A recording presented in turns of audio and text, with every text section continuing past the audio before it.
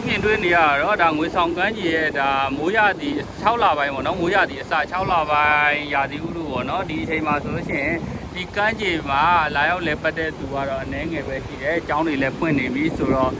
လာရောက်လဲပတ်သူနေပါသွားပြီ။အခုချိန်က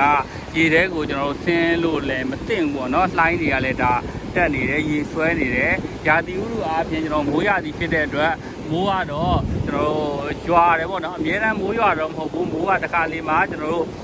ရွာတယ်တစ်ခါလေးကြားလို့ရှိရင်မိုးရက်တယ်ပေါ့နော်။ဒီလိုအချိန်မှာရေထဲတော့ဆင်းဖို့မသိဘူးကျွန်တော်တို့ကမ်းခြေမှာအပန်းဖြစ်မယ်အနားယူမယ်ပေါ့နော်ဒီလိုလေးစိန်ခံမယ်ဆိုလို့ရှိရင်တော့အရန်အဆင်ပြေပါတယ်။ဘာဖြစ်လို့လဲဆိုတော့ရေထဲကရေဆွဲတဲ့အချိန်ဖြစ်သွားပြီကျွန်တော်လှိုင်းတွေလည်းတက်လာပြီဖြစ်တဲ့အတွက်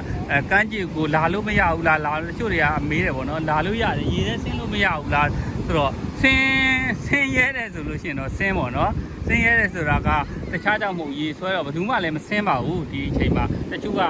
ပြောတော့တာကမ်းခြေလာတဲ့ရေကျွန်တော်ရေထဲဆင်းကျင်တယ်ပြောတာတကယ်တမ်းကျလို့ရှိရင်ဘယ်သူမှဒါရေထဲတော့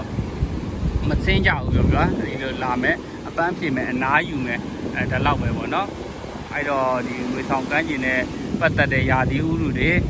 ဒါတွေကိုသိကျင်တယ်ဆိုလို့ရှိရင်တော့ကျွန်တော်မေးလို့ရတယ်ပေါ့နော်